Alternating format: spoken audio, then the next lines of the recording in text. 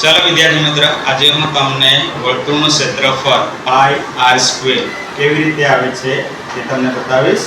બરાબર, તો ધ્યાનથી તમે તેનું નિરીક્ષણ કરજો. તમને બધાને સૌને ખબર છે કે આ એક વર્તુળ છે. બરાબર, વર્તુળના કેન્દ્ર કહેવાય. કેન્દ્રથી આટલું અંતર એટલે ત્રિજ્યા કહેવામાં આવે. શું કહેવામાં આવે? ત્રિજ્યા. બરાબર, ત્રિજ્યા કહેવામાં આવે. અને વર્તુળના આ જગ્યા પરથી એક રાઉન્ડર પૂર્ણ પરિભ્રમણ કરે એટલે એને શું કહેવામાં આવે? પરિઘ કહેવામાં આવે. શું કહેવામાં આવે? પરિઘ. બરાબર, અને વર્તુળના અંદરના ઘેરાયેલો ભાગ, ઘેરાયેલી જગ્યા, એને શું કહેવાય? વર્તુળનું ક્ષેત્રફળ. તો વર્તુળનું ક્ષેત્રફળ પાઈ r સ્ક્વેર કેવી રીતના આવે છે તે આપણે શોધીએ. બરાબર, સમજી લો કે આ જગ્યા પરથી હું શું કરું છું? વર્તુળને કાપી નાખું છું.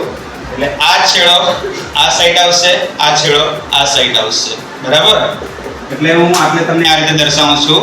બરાબર, આને શું કહેવાય? પરિઘ કહેવાય. શું કહેવાય? પરિઘ. બરાબર, પરિઘ કહેવામાં આવશે. હવે આ કેન્દ્ર અને આટલો ભાગ એટલે કે આ છેડો પેલી સાઈડ જવાનો, આ છેડો આ સાઈડ આવવાનો. બરાબર, એટલે મિડલમાં આટલો ભાગ છે એને શું કહેવામાં આવે? ત્રિજ્યા. શું કહેવામાં આવે? ત્રિજ્યા. બરાબર,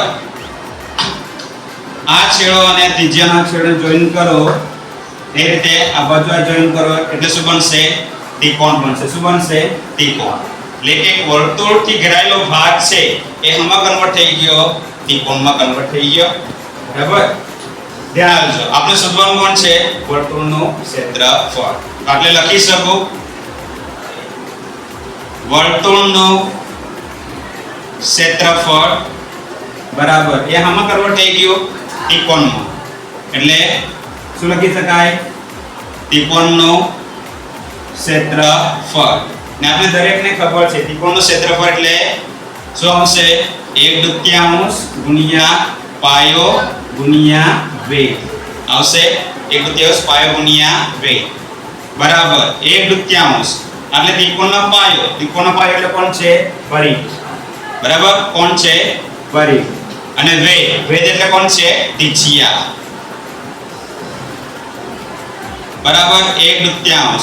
પરિઘનું સૂત્ર આપણે દરેકને ખબર છે. પરિઘનું સૂત્ર કયું આવશે? 2πr. અને ત્રિજ્યા એટલે r. બરાબર, આ બે રિમૂવ થઈ જશે એટલે આવશે પાઈ r ગુણ્યા r. બરાબર, r કેટલી વાર આવ્યા? 2 વખત આવ્યા એટલે પાઈ r સ્ક્વેર. તો આ રીતે વર્તુળનું ક્ષેત્રફળ કેટલું આવી ગયું? પાઈ r સ્ક્વેર. તો આ રીતે વર્તુળનું ક્ષેત્રફળ બની શકે છે પાઈ r સ્ક્વેર. Thank you.